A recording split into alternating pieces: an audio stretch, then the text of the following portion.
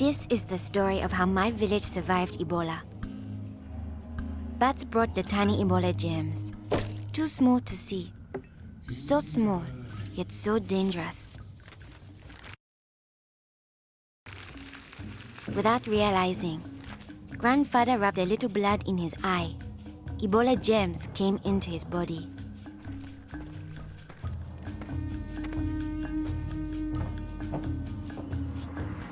Days went by. Then grandfather got a terrible fever and weakness. We thought it was malaria, but he was soon much worse. He had vomiting and diarrhea. His fever got even higher. I ran to get the nurse. But grandfather had already died. I was heartbroken. The nurse thought it might be Ebola, a disease caught from bush meat, but which spreads from person to person. Others in our region had already died of this new disease. Unless we understood the disease and followed their rules, it could spread further and kill many more people. She explained that Ebola was in the body fluids of someone who was sick or had died of Ebola. Their sweat, tears, mucus, saliva, vomit, diarrhea, urine, breast milk, sexual fluids, and blood. When we touch a sick person's body fluids, the Ebola germs can get into small breaks in our skin or into our eyes, nose, or mouth. The Ebola germs spread into our body and make us sick. When somebody dies of Ebola, that body is much more contagious. No one should ever touch the dead body. The nurse advised us to wash our hands with soap and water right away. She contacted the trained burial team to help us bury grandfather's body safely. The burial team came. They comforted us and explained what they had to do to protect us. The team wore protective clothing that kept them safe from the dangerous germs.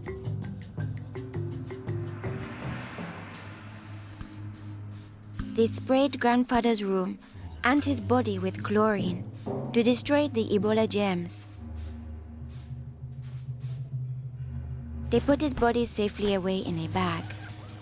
To prevent the spread of Ebola, no one could touch the body of anyone who had died with signs of the disease. They also burned his mattress, bedding, and clothes, anything that might have his germs.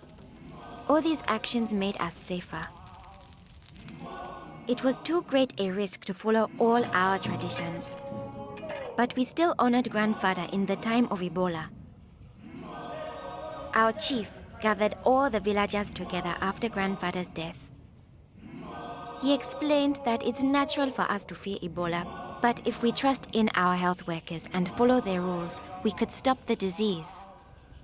The nurse explained to us, when a person has symptoms such as fever, don't touch them. Get them to the treatment center right away. They will have the best chance of surviving and they won't spread Ebola.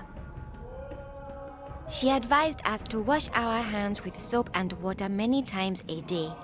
The whole village agreed to follow these rules. Since we all had close contact with grandfather, we were at risk of getting Ebola. We had to stay home. A health worker visited us every day to see whether we had fever or signs of sickness. We would show signs within 21 days if we had Ebola.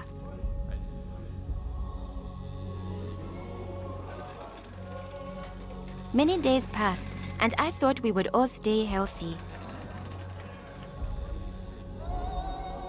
But one morning, I found my mother burning with fever. I knew I couldn't touch her. She was now contagious. My father came in.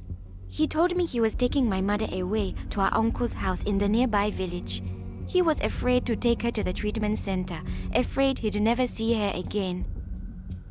I knew I had to stop them. I was young, but I stood up to both of them. I told them if this could be Ebola, she must go to the treatment center right away. We needed to trust in our health workers to save her, save ourselves, and save our village. I saw in their faces that they understood. Running away would only lead to more death and suffering. My mother tested positive for Ebola. They found her a bed.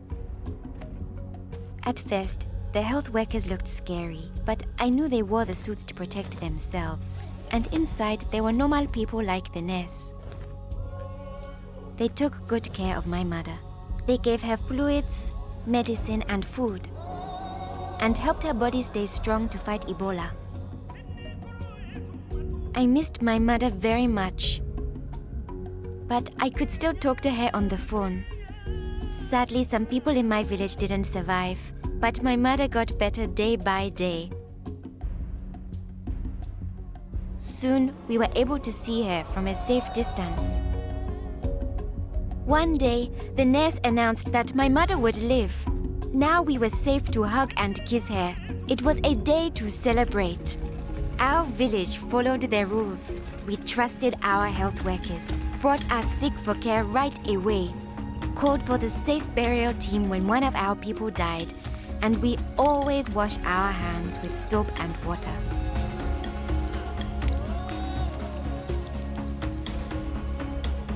Our village survived Ebola. Yours can too.